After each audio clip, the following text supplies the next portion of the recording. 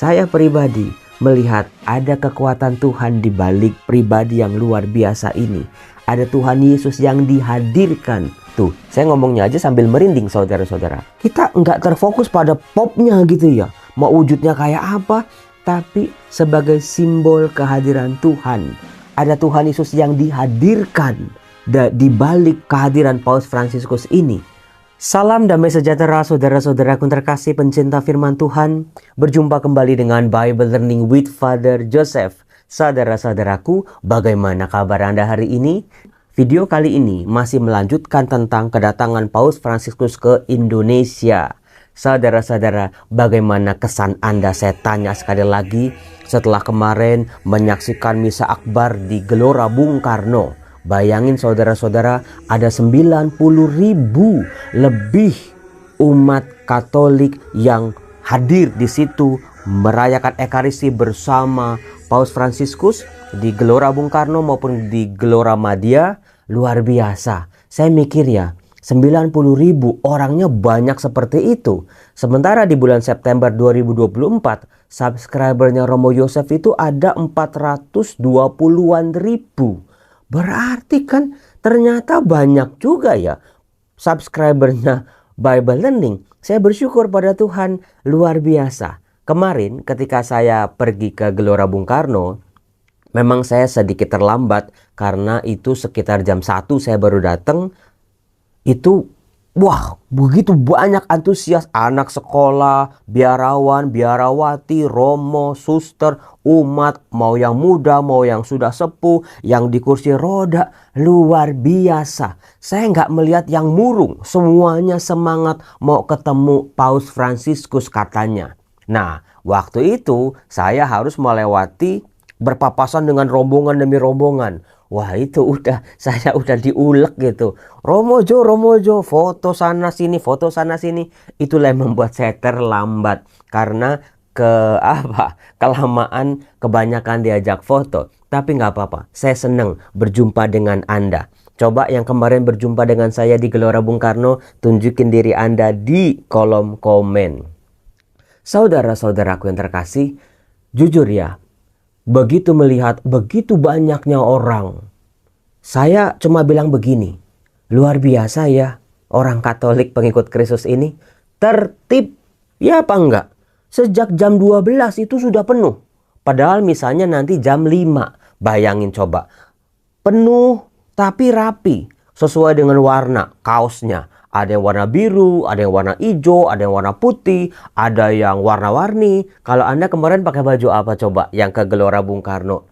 Dan juga ada yang menontonnya di paroki-paroki, di gereja masing-masing atau di rumahnya masing-masing. Itu juga pada pakai seragam juga. Luar biasa. Saudara-saudaraku yang terkasih, tertib. Inilah yang menjadi salah satu ungkapan iman. Di mana iman itu harus berbicara bukan dalam tataran ibadah saja, bukan dalam tataran doa saja, tapi dalam keseharian. Itu bagaimana saya bangga banget, bukan cuma bangga sama Paus Fransiskus, saya bangga jadi orang Katolik. Rapi yo, sebegitu tertibnya, luar biasa. Gak ada yang komplain, gak ada yang ribut sana sini, pokoknya nurut. Itu luar biasa. Ketaatannya boleh saya ajukan jempol. Nah, saudara-saudara, selain umat yang menunggu dari jam 12 sampai jam 5, antusias menanti kedatangan Bapak Paus Fransiskus, saya yakin semua orang yang di Gelora Bung Karno, yang di Stadion Madia, ataupun yang di rumah yang menyaksikan, tahu banget di awal itu ada sebuah karya Tuhan. Gimana tidak, saya masuk di daerah Konsel Lebran. Baru saya masuk ya ke daerah itu udah rintik-rintik hujan. Saya dalam hati udah ngomong, Tuhan tolong Tuhan. Tuhan tolong tunjukkan kuasa-Mu, jangan sampai ini hujannya gede. Karena apa? Kasihan banyak orang di sana akan kehujanan. Kalau mereka basah-basahan dari jam 2 itu, misalnya jam 5, nanti mereka sakit pulangnya. Ya, seperti Tuhan Yesus kan, ketika 5.000 orang itu datang kelaparan, Yesus nggak mau mereka kelaparan di tengah jalan. Dan saya liatin ya, mulutnya romo-romo, mulutnya suster-suster, mulutnya panitia, mulutnya umat-umat itu komat kamit pada waktu rintik-rintik hujan semakin lebat. ada komat kamit. Saya yakin mereka berdoa. Dan apakah Anda tahu saudara-saudara, memang beberapa orang termasuk saya langsung pakai jas hujan gitu ya. Tapi baru duduk, apa yang terjadi? Ajaib, mukjizat buat saya sih. Karena itu awalnya juga tebel waktu itu ya. Bayangin jam 2:30 langsung berhenti. Saat itu juga. Yang membuat kami yang baru aja pakai, ya berdiri lagi, copotin lagi, bungkus lagi itu jas hujan. Demikian juga dengan umat di sana. Kami dalam hati, puji Tuhan, kami bersyukur, kami bersorak luar biasa dalam hati kami. Betapa Tuhan itu mau menunjukkan kuasanya. Tuhan mau menunjukkan kehadirannya dalam peristiwa itu. Jadi buat saya, buat Anda juga, betul-betul percayalah pada karya Tuhan yang ajaib. Padahal saya yakin ya, kalau hujannya turun juga umat Katolik pasti tidak akan bergeming, tidak akan pergi. Karena bukan hujan, basah atau kering yang dicari, tapi perayaan Ekaristi bersama. Tapi Tuhan lancarkan tuh, luar biasa. Kemudian hal-hal yang berikut yang bisa saya kagum adalah yang dikatakan oleh Paus Fransiskus. Ketika beliau masuk ke Gelora Bung Karno, ke Stadion Madia, disorakin sama orang, ditepokin gitu ya dengan Viva il Papa gitu. Benvenuti Papa Francesco katanya. Selamat datang Paus Fransiskus. Saudara-saudaraku yang terkasih, itu kan popnya pakai mobil ya. Itu dia melambai-lambai dengan senyumnya gitu. Dia berhenti kepada anak-anak, kepada orang-orang sakit, umat yang berkebutuhan khusus. Dia doakan, dia tumpangi tangan. Ada orang yang pokoknya dapat berbagai macam peristiwa rohani yang istimewa. Saya pribadi melihat sosok Paus Fransiskus bukan sekedar paus biasa. Ada kekuatan Tuhan di balik pribadi yang luar biasa ini. Ada Tuhan Yesus yang dihadirkan. Tuh, saya ngomongnya aja sambil merinding saudara-saudara. Kita nggak terfokus pada popnya gitu ya. Mau wujudnya kayak apa, tapi sebagai simbol kehadiran Tuhan. Ada Tuhan Yesus yang dihadirkan di balik kehadiran Paus Fransiskus ini. Luar biasa, itulah yang saya yakin, yang menarik, yang menyentuh, yang membuat banyak orang mengalami pengalaman rohani. Bukan pausnya, tetapi pribadi Tuhan Yesus yang ada di belakang Bapak Paus. Energinya, kalau orang bilang auranya, tampilannya, memang beda sih. Mungkin ya kalau ada penyanyi K-pop dari Korea gitu, ya mungkin wah ganteng, mungkin energik, bisa menari, bisa nyanyi, atau penampilan penyanyi dunia. Tapi beda auranya betul-betul sama pribadi satu ini, Paus Fransiskus. Dia memukau bukan karena dirinya, kan orangnya juga kan di kursi roda, juga ya udah lanjut usia juga, kata-katanya juga bukan yang melompat-lompat yang bisa menggetarkan gitu, tetapi ada sosok yang luar biasa. Kalau Anda bisa merasakan ada Tuhan Yesus di belakang Paus Fransiskus ini. Saya yakin akan hal itu karena Tuhan Yesus adalah yang memilih Petrus sebagai alas gereja. Di atas batu karang ini akan kudirikan gerejaku. Bagaimana kepemimpinan Paus Petrus itu betul-betul sampai kepada Bapak Paus Fransiskus sampai hari ini dan paus-paus selanjutnya. Nah, saudara-saudaraku yang terkasih, menyinggung soal yang namanya khotbah Bapak Paus. Memang banyak orang yang menyayangkan tidak diterjemahkan langsung, tetapi hanya ditulis di layar versi bahasa Indonesianya, bukan. Ya kalau yang mengerti bahasa Italia kita ngerti, tapi yang nggak ngerti gimana Romo? Yang duduknya dekat tribun, dekat layar bisa baca, tapi yang di ujung-ujung itu gimana Romo? Maka izinkan saya, seorang Romo Yosef, membantu Anda untuk mengulas kembali, menghadirkan kembali khotbah Paus Fransiskus. Kita gali nih. Ternyata saya saja yang mengajar kitab suci. Saya sudah sering itu membahas tentang Injil Lukas bab 5 1-7. Bagaimana Petrus sudah semalam-malaman mencari ikan tapi tidak kunjung juga mendapat ikan. Saya mendapatkan sesuatu dari khotbah Bapak Paus.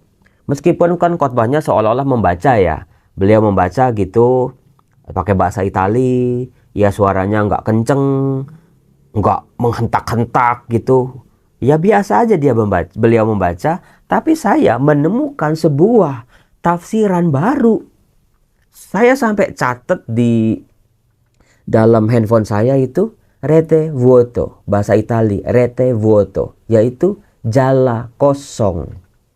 Di situ saya ternyata selama ini dalam membaca firman Tuhan, saya hanya fokus pada figur Petrusnya. Ya kan, saya pernah bikin videonya tuh. Bagaimana Petrus ini mengawali perjumpaan dengan Tuhan Yesus sebagai orang berdosa. Tuhan, pergilah daripadaku, sebab aku ini orang berdosa. Karena dia mungkin jengkel sama Tuhan Yesus. Dia seorang nelayan, udah cari ikan gak dapet, baru aja lagi beresin jala. Yesus bilang, tebarkanlah jalamu di sebelah kanan. Itu yang bertolaklah ke tempat yang dalam, tebarkanlah jalamu untuk menangkap ikan. Itu yang dikatakan oleh Tuhan Yesus dalam Injil Lukas. Ya mungkin jengkel ya. Dikatakan, Guru, sepanjang malam aku telah bekerja keras dan kami tidak menangkap apa-apa. Saudara-saudaraku yang terkasih, bukankah itu jeritan orang zaman sekarang? Nggak dapat apa-apa, nggak menghasilkan apa-apa. Bukan gara-gara kita itu diam, pengangguran, nggak berbuat apa-apa, undoing, males-malesan gitu. Kita udah memaksimalkan kemampuan kita. Kita udah berjuang, kita udah berusaha, kita udah cari jalan. Pagi, siang, malam juga dicari itu kesempatannya. Tapi Romo, seperti Petrus ini, kami tidak mendapat apa-apa meskipun kami sudah bekerja keras semalam-malaman. Dan kami bukan orang sembarangan, kami ini nelayan, ahlinya nangkap ikan. Ya kalau memang ikannya lagi nggak ada, mau diapain? Saudara-saudaraku yang terkasih, rete vuoto, jala kosong. Siapa yang seringkali berhadapan dengan peristiwa rete vuoto ini? Jala kosong dalam kehidupannya. Rezekinya ya nggak dapat sesuai yang diharapkan Romo. Proyeknya, tendernya gagal lagi Romo. Udah PDKT, udah lamar sini, nggak dapat juga Romo. Udah berjuang, berusaha, ningkatin segala macam kemampuan, nggak dapat juga Romo. Rete vuoto, jala yang kosong. Kami sudah bekerja keras dan tidak mendapat apa-apa. Bukan cuma soal pekerjaan dan mencari nafkah juga. Dalam hidup beriman pun kita seringkali, di Katolik mah nggak dapat apa-apa. Seringkali saya dengarnya seperti itu. Rete vuoto. Nah, Bapak Paus Fransiskus juga berbicara juga buat kita yang aktif dalam hidup rohani. Kadang-kadang kita udah doa kayak apa, tapi yang nggak dapat juga. Kita udah melayani kayak apa, tapi apa sih yang kita dapat? Nol besar Romo. Rete vuoto itu ternyata gambaran yang dibuka oleh Pope Francis dalam khotbahnya kemarin di GBK yang membuat saya tercengang. Iya ya Romo, saya pun sering kali sebagai imam ya mengalami pengalaman-pengalaman rete vuoto. Sia-sia Romo, percuma.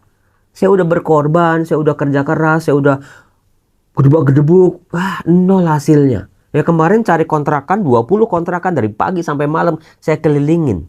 Ya yang dapat paling 1-2.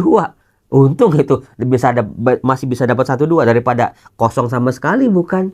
Saudara-saudara, Paus Fransiskus mengatakan, ketika jalamu kosong, meskipun kamu sudah bekerja keras, kamu sudah berusaha, kamu sudah berjuang pagi, siang, dan malam, jangan pernah berhenti. Tebarkan jalamu. Sebab kalau kita berhenti, kita nggak akan pernah dapat apa-apa. Peluangnya juga nggak ada. Tapi kalau kita sebarkan jala itu, tetap melakukan kebaikan, melakukan kasih, melakukan perdamaian, persaudaraan. Meskipun di kolom komen di medsos-medsos itu banyak juga yang pesimis, yang yang mencela, yang mencaci. Bukan itu yang dicari soalnya. Tetap tebarkan kebaikan, tebarkan kabar sukacita Injil kepada banyak orang. Bukan memaksakan iman kita kepada mereka, tetapi tetaplah wartakan Injil. Karena itu fokus kita sebagai orang beriman. Kalau begitu Romo, makasih Romo, saya mau berusaha lagi. Saya akan ingat-ingat Romo, bahwa jala saya yang kosong hari ini, saya berharap bersama Tuhan akan menghasilkan ikan yang berlimpah-limpah. Amin nggak? Amin banget itu. Kemudian yang kedua yang bisa saya tarik adalah sikap dasar yang diangkat oleh Bapak Paul Fransiskus yang sebetulnya kan ya sudah dikeluarkan oleh Romo Yosef ya dalam Bible Learning.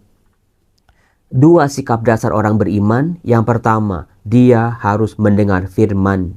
Dengar firman betul-betul tiap hari, baca firman Tuhan. Jangan sampai harimu terlewat tanpa membaca firman Tuhan. Dengan membaca firman Tuhan kita menggali, kita memperkaya hidup spiritual kita, hidup rohani kita, santapan jiwa kita.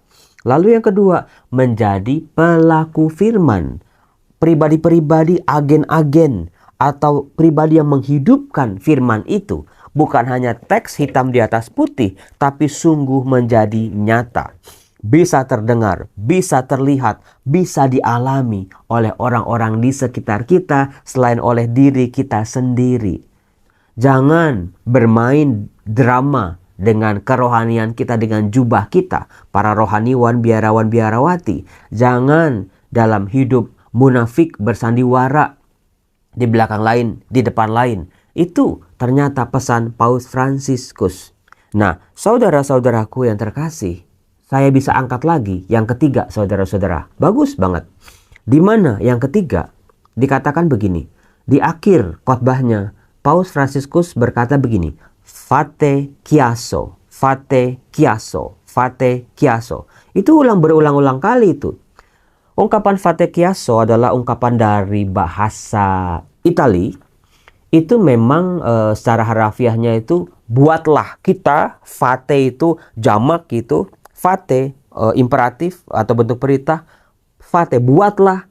Chiasso itu keramaian, kebisingan.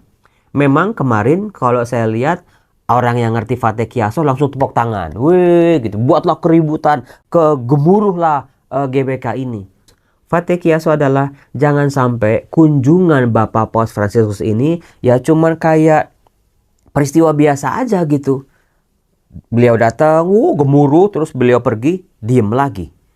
Tidak seperti itu. Beliau mengharapkan kedatangannya ke Indonesia bisa berbuah, bisa menjadi pembicaraan di banyak orang, menjadi pengaruh baik, membawa pengaruh baik dalam kehidupan relasi hidup beragama, dalam iman orang-orang Katolik sendiri, dalam pelayanan gereja, kesaksian gereja di tengah dunia. Hayo bikin kebisingan, wartakan itu. Nah, makna yang terakhir juga ada dari fate chiasso adalah Injil ini jangan sampai Injil menjadi sunyi.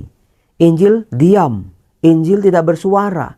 Kita sebagai para pembaca kitab suci, ayo kita gaungkan isinya. Bukan teriak-teriak di tengah-tengah jalan tentang Injil firman-firman Allah. Tapi dengan kehidupan nyata kita. Dengan kesaksian kita sebagai orang-orang Kristiani pengikut Kristus. Bapak Paus berkatakan fate chiasso. Luar biasa itu buat saya sih. Nah, bukan sebuah kebetulan. Kedatangan Bapak Paus Fransiskus ini ada di awal bulan September. Yang adalah bulan kitab suci nasional. Yuk. Fate chiasso. Kita ramein itu BKSN. Kita ramein itu pertemuan-pertemuan, kegiatan-kegiatan seputar kitab suci. Bagaimana supaya umatnya semakin mencintai firman Tuhan dan pada akhirnya hidupnya berbuah. Kelihatan, terasa transformasinya, pertobatannya karena disentuh oleh firman Tuhan. Termasuk juga ketika Anda merayakan Ekaristi. Setelah mendengar firman Tuhan, mendengar wejangan Bapak Paus Fransiskus, ya itu betul-betul sekarang jadi ngerti Romo bagaimana merayakan Ekaristi. Bukan yang rame-rame, gedebak-gedebuk, lagunya heboh-heboh, pakai inkulturasi macam-macam. Tapi Ekaristi sederhana yang dipimpin oleh Paus Fransiskus di GBK kemarin, itu kan, itu kalau Anda betul-betul merasakannya ya, itu ya datar oke. Sening oke. Tapi menggetarkan. Paus Fransiskus di akhir khotbahnya mengatakan mari kita silensium, kita hening. Sediakan waktu hening sejenak setelah kita membaca firman Tuhan. Biarkan Tuhan berbicara, mengendap dalam hati dan pikiran kita.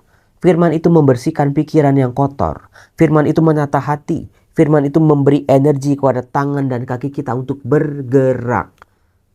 Berani hening, berani berhadapan dengan kekosongan, berani berhadapan dengan diri kita sendiri dalam keheningan doa, berbicara dengan Tuhan Sang Maha Kasih.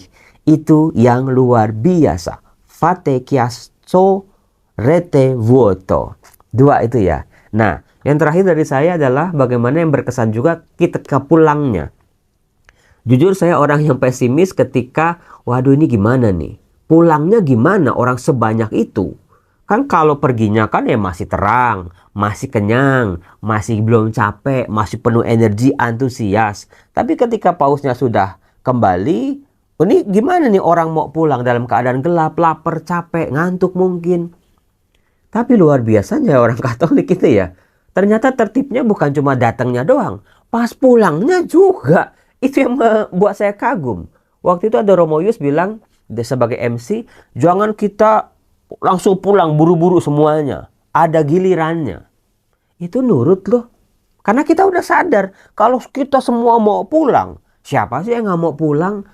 Udah capek mau pulang ke rumah gitu ya. Nanti bisnya di mana? Mau duluan lah. Itu nggak ada. Kagak ada kemarin. Luar biasa. Buat saya itu top banget sih orang Katolik itu. Ya dihibur sama ada nyanyian, meskipun ya udah lapar juga, tapi mereka nunggu loh, nunggu betul-betul. Nggak semuanya mementingkan dirinya sendiri. TOP, BGT, betul-betul. Fate chiasso-nya orang Katolik ternyata di situ tuh. Satu persatu kelompok-kelompok orang pulang. Itu memang banyak yang nunggu bis karena juga jalannya kecil ya. Aksesnya juga beberapa titik saja. Itu nunggu bis, bayangin ada 1000 bis lebih mengangkut teman-teman dari daerah, dari paroki-paroki. Tapi tertib tuh. Jam 10, setengah 11 katanya sudah selesai semua.